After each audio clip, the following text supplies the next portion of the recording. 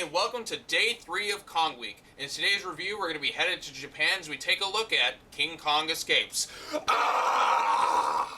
Okay, I just wanted to get this out of the way before we continue. This movie is very dumb. However, it is an enjoyably dumb movie, and there's a lot of fun to be had with it.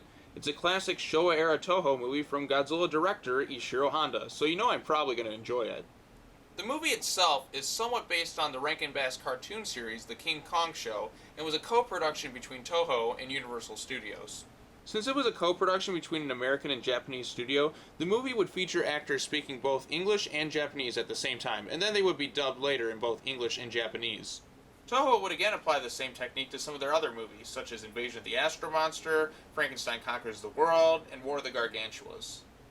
Anyways, let's talk about the plot of this movie. Once again, spoiler warning. So, in this movie, we have a mad scientist who creates Mechani-Kong, a robot that is a robotic equivalent of King Kong, and using this mechanical monster, he intends to obtain the very rare and powerful Element X for some evil country.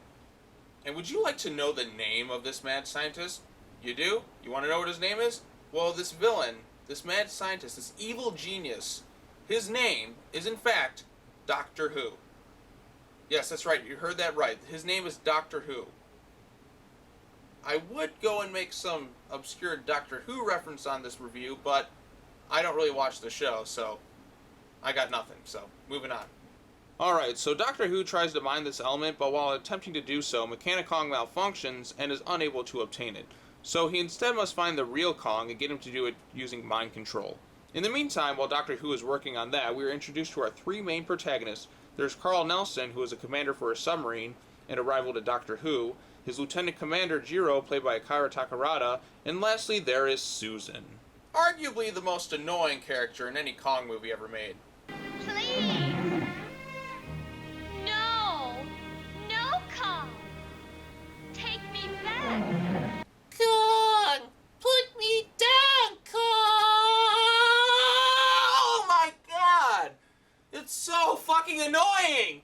Every time she talks, my ears start bleeding. I mean, was it really that difficult to have the original actress dub over her own lines?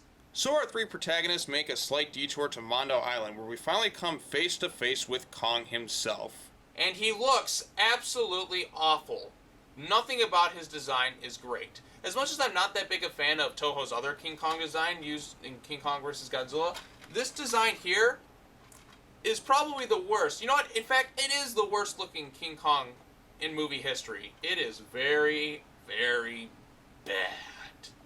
Now, just like in most Kong movies, he takes a liking to a female protagonist, and unfortunately for this movie, that person is the annoying character of Susan, who Kong and everybody has to save throughout the movie. The first time that he saves her, Susan is attacked by Gorosaurus, who is making his first appearance in a Toho film, and would later appear in Destroy All Monsters. Which makes me wonder, does this film in fact take place in the same continuity as Destroy All Monsters? After saving her from Gorosaurus, he then goes to save her from some giant sea snake that isn't Manda. Alright, here comes my favorite part.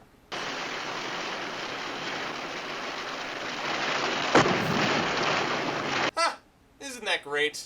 Anyways, Doctor Who eventually shows up to kidnap Kong and tries to get him to mine Element X for him, which doesn't work out so well. King Kong is then able to escape his mind control and escapes his prison while being pursued by Mechani-Kong. What follows is an enjoyably cheesy fight scene between these 2 rubber-suited monsters that takes place on top of Tokyo Tower. In the end, Mechani-Kong falls from the building and is destroyed. Then Kong proceeds to sink and destroy Doctor Who's ship, killing him in the process. And that's pretty much it. This movie isn't for everyone. It's stupid, but there's some stuff that I enjoy. For one thing, I love the guy who plays Doctor Who. He reminds me of a classic Bond villain, and you can tell that he's having a ton of fun with this role. But, as I was saying earlier, this movie isn't for everyone. If you're not a fan of cheap kaiju movies, then I don't think you'll enjoy this. In my mind, it's one of the weakest Kong movies. Not terrible, but not that great either. But there's still some fun to be had, especially with Doctor Who. Anyways, that's my thoughts on King Kong Escapes. I hope you enjoyed this review. Be sure to come back tomorrow as I take a look at the 70s King Kong movie. You know, the first remake, not the Peter Jackson one.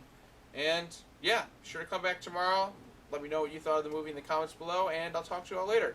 Have a good night, everyone.